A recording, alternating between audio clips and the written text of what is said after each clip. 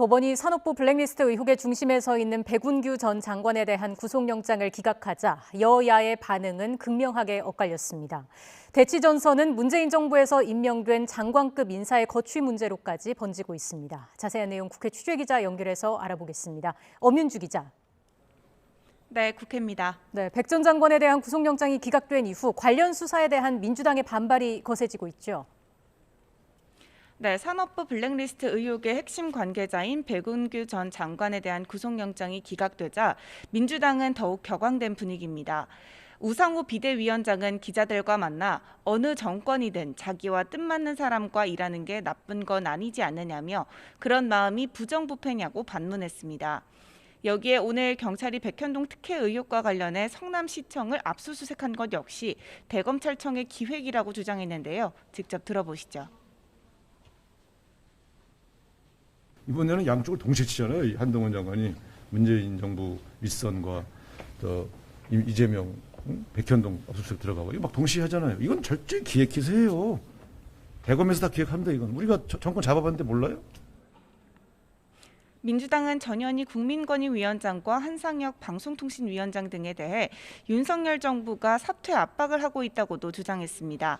하지만 국민의힘 권성동 원내대표는 오늘 아침 회의에서 민주당이 정치보복이라고 호들갑을 떤다고 반박했는데요. 이것도 역시 직접 들어보시죠. 문재인 정부가 수사하면 적폐청산이고 윤석열 정부가 수사하면 정치보복이라고 호들갑을 떱니다. 이쯤 되면 내로남불과 이중잣대, 안면몰수가 민주당의 실질적인 강령이라고 봐도 무방합니다. 이준석 대표도 기자들과 만나 과거에도 블랙리스트 사건에 대한 장관 수사가 진행됐는데 그때 구속이 안 됐다고 해서 결과가 무죄인 것은 아니었다며 민주당의 보복 수사 주장을 거듭 일축했습니다. 자, 그리고 치솟는 물가를 잡기 위한 해법을 놓고도 여야가 신경전을 벌이고 있죠. 네, 치솟는 물가와 경기 둔화 등 경제 위기에 대응하기 위해 여당은 당내 꾸려진 특별위원회에서 첫 회의를 열고 물가 안정 방안을 논의했습니다. 15명 규모로 꾸려진 이번 특위회의에서 류성걸 위원장은 유류세 추가 인하와 할당 관세 부분에 대한 품목 확대를 논의하겠다고 밝혔는데요.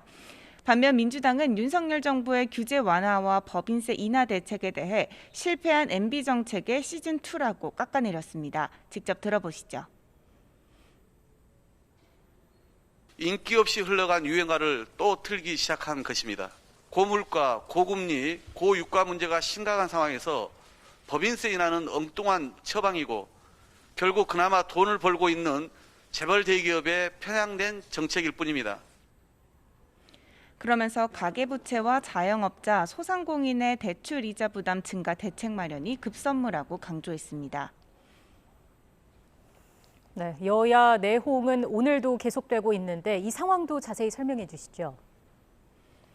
네, 우선 국민의힘은 이준석 대표가 안철수 의원이 추천한 최고위원 2명에 대해 재고 요청을 한 데 대해 안 의원이 사실상 거절하면서 당내 긴장감이 고조됐는데요.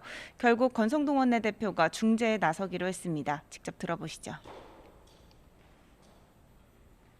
안철수 대표와 대화를 해서 한 명으로 양해를 해줄 수 있는지 그 부분을 요청하기 위해서 한번 만나서 대화를 해보는 것이 좋겠다라는 결론에 따라서 제가 전화를 드렸는데 전화를 주시겠다고 하니까 기다리고 있습니다. 권 원내대표는 만약 안 의원이 인선 재고 요구에 대해 동의를 못한다고 한다면 2명을 다 임명할 수밖에 없을 것이라고 밝히기도 했습니다. 이준석 대표가 추진하고 있는 혁신위를 두고도 견제의 목소리가 이어지고 있는데 배현진 최고위원은 오늘 공개 발언을 통해 이렇게 주장하기도 했습니다.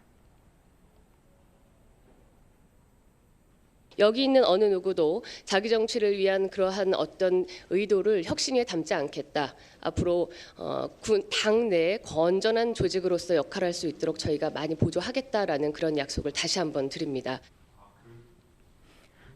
전당대회를 앞두고 이재명 의원 책임론과 세대 교체론이 분출하고 있는 민주당은 오늘 우상호 비대위원장이 당 원로들을 만나 일단 선거 패배에 대한 수습 방안에 대한 의견을 들었습니다.